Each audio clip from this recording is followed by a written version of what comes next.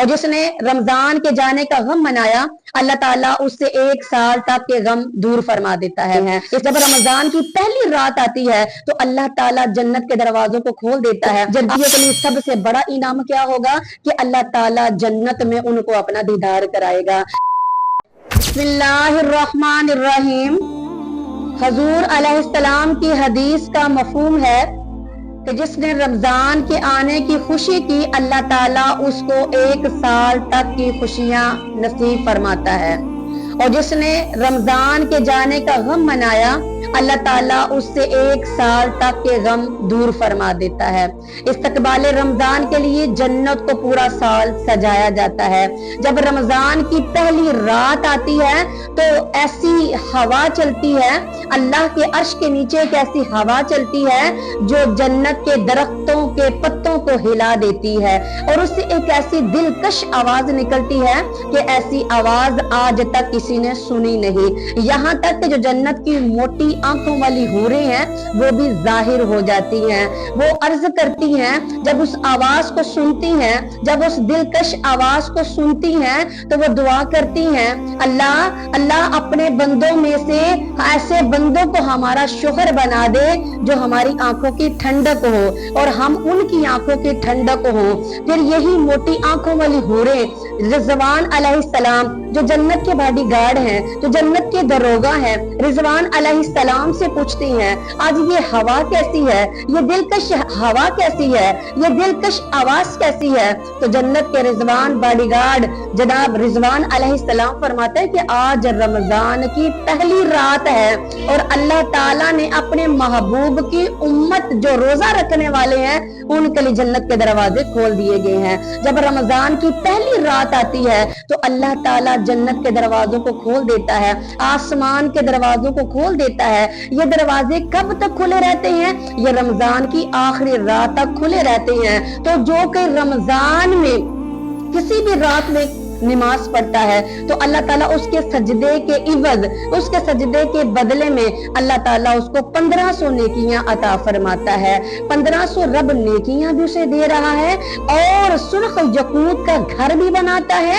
اور عجیب بات یہ ہے کہ جو سرخ یقوت کا جو گھر جنت میں بنتا ہے اس کے دروازے 60,000 ہیں۔ اب آپ خود ہی اندازہ لگائیں کہ جس گھر کے دروازے 60,000 ہیں تو وہ گھر کتنا بڑا ہوگا، اور ہر دروازہ جو ہے وہ سونے کا ہے اور اس سونے کے دروازے پر سرخ یقوت جڑے ہیں۔ تو بس جو رمضان کا پہلا روزہ رکھتا ہے تو اللہ تعالیٰ آخری روزے تک اس کے گناہوں کو معاف فرما دیتا ہے، اور جو اس رمضان کے مہینے میں سجدہ کرتا ہے اللہ تعالیٰ اس کے سجدے کے عوض میں اللہ تعالیٰ اس کو جنت میں ایک ایسا درخت عطا فرماتا ہے کہ اگر کوئی گھوڑے سوار جو ہے اس پر سوار ہو کر اس کے سائے میں اپنے گھوڑے کو دوڑائے تو 500 سال تک اس کے سائے میں اپنے گھوڑے کو دوڑاتا رہے گا۔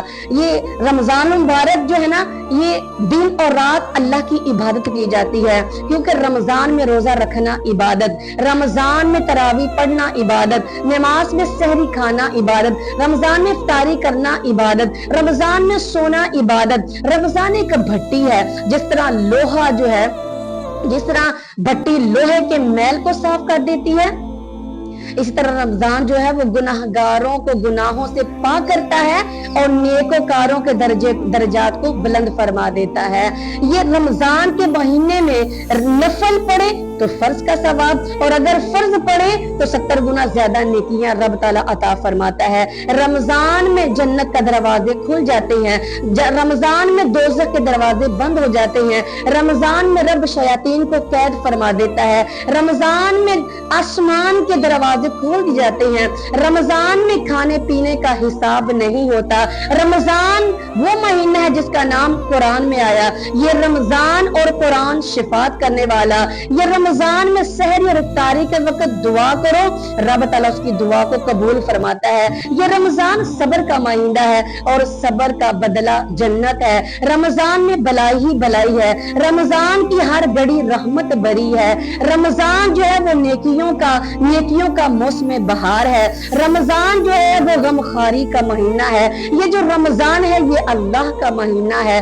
دیکھیں ہم نماز پڑھتے ہیں हम ज़कात देते हैं, हम गरीबों की मदद करते हैं, हम बीमारों की आयादत करते हैं, हम मस्कीनों की दस्तगीरी करते हैं, ये अमले खैर है जिनसे जन्नत मिलती है। ये अमले खैर करने से रब ताला जन्नत में जगह अता फरमाता है। लेकिन रोजा एक ऐसी इबादत है कि जिससे जन्नत वाला मिल जाता है, जिससे माल के हकीकी मिल जाता है। सुल्तान महमूद गजनवी ने अपने अफसरों के सामने अशरफियां फेंकते हुए चलना शुरू कर दिया, और जब सुल्तान महमूद गजनवी ने चलना शुरू किया तो क्या देखा, तो क्या देखते हैं कि जो अयाज है वो घोड़े पे सवार होकर उनके पीछे आ रहे हैं। सुल्तान महमूद गजनवी ने कहा, अयाज तुम्हें मोती नहीं चाहिए?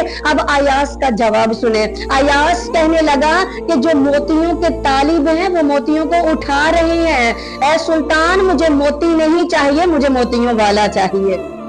तो ये रमजान किसका है? ये अल्लाह का महीना है। जरा तवज्जो कीजिएगा, गौर कीजिएगा। हम हाथ उठाते हैं, हम दुआ मांगते हैं, हमारी दुआएं क्या होती हैं? इलाही माल दे दे, पैसा दे दे, बैंक बैलेंस दे दे, अल्लाह कार दे दे, गाड़ी दे दे, बंगला दे दे, अल्लाह औलाद को नेक कर दे। यानी हमारे हाथ उठते हैं तो हमारी दुआएं ये होती हैं। लेकिन सोचें, कभी रब ने हमसे सवाल किया है, ऐ बंदे तूने हाथ उठाए थे, तूने मुझसे मांगा, तूने हाथ उठाए दुआ मांगी, क्या तूने अपनी दुआ में अपने अल्लाह को भी मांगा था? क्या तूने कभी मुझे भी मांगा था? दुनिया जहां की हर चीज तूने मांग ली थी, क्या तूने मुझसे अल्लाह मांगा था? क्या तूने मांगा था कि अल्लाह मुझे तेरी खुशी चाहिए, अल्लाह मुझे तू चाहिए, अल्लाह तेरी रजा चाहिए, अल्लाह मैं तेरे रजा का तालिब हूँ, अल्लाह मुझे तेरा दीदार चाहिए। अब जन्नतियों के लिए सबसे बड़ा इनाम क्या होगा कि अल्लाह ताला जन्नत में उनको अपना दीदार कराएगा।